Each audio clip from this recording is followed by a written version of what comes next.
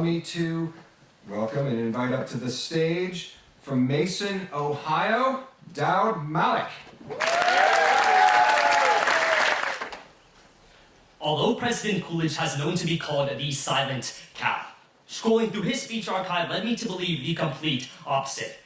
And as I continued scrolling, I realized that as a high schooler, as a young man from Ohio, a piece addressing the youth of our nation would be most empowering for me and many in our audience to hear.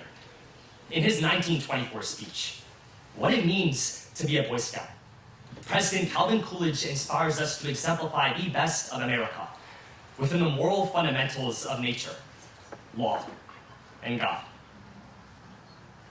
There was no Boy Scout organization in my boyhood, but every boy who has the privilege of growing up on a farm learns instinctively the three fundamentals of scouthood.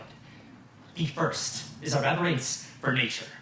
Boys should never lose their love of the fields and the streams, the mountains and the plains, the open places and the forests.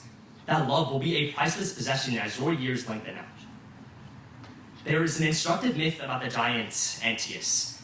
Whenever in a contest he was thrown down, he drew fresh strength from his mother and the earth, and so was thought invincible. But Hercules lifted him away from the earth, and so destroyed him. There is new life in the soil for every man. There is healing in the trees for tired minds, and for our overburdened spirits, there is strength in the hills. If only we lift up our eyes and remember that nature is your great restorer. The second is a reverence for law. I remember the town meetings of my boyhood when the citizens of our little town met to levy taxes on themselves and to choose from their own number those who should be their officers. There is something in every town meeting, in every election, that approaches very near to the sublime. And I am thrilled at the thought of my audience tonight, for I never address boys without thinking that among them may be a boy who will sit in this White House. Somewhere, there are boys who will be presidents of our railroads, presidents of colleges, of banks, owners of splendid farms and useful industries, members of Congress, and representatives of our people in foreign lands. That is the heritage of the American boy. It was an act of magnificent courage when our ancestors set up a nation wherein any boy may aspire to anything. But that great achievement was not wrought without blood and sacrifice. Make firm your resolution to carry on nobly what has so nobly begun.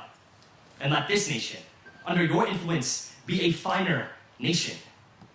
Resolve that the sacrifices by which your great opportunities have been purchased will be matched by a sacrifice on your part that will give your children even a better chance. The third is a reverence for God.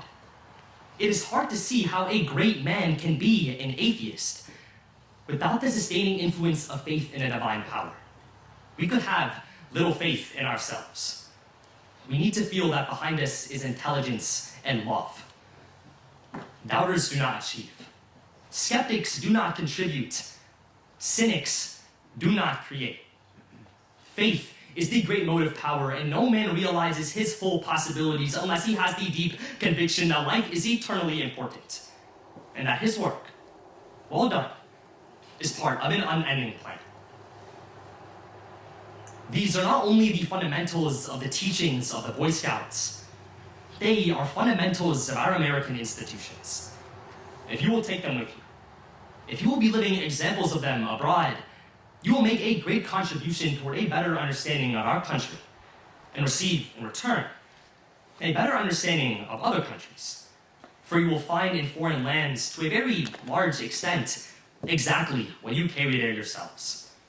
And I trust that you can show your foreign associates in the Great Scout movement that you have a deep reverence for the truth and are determined to live by it. That you will protect and cherish your own country and contribute to the well-being, right thinking, and true living of the whole world. Thank you.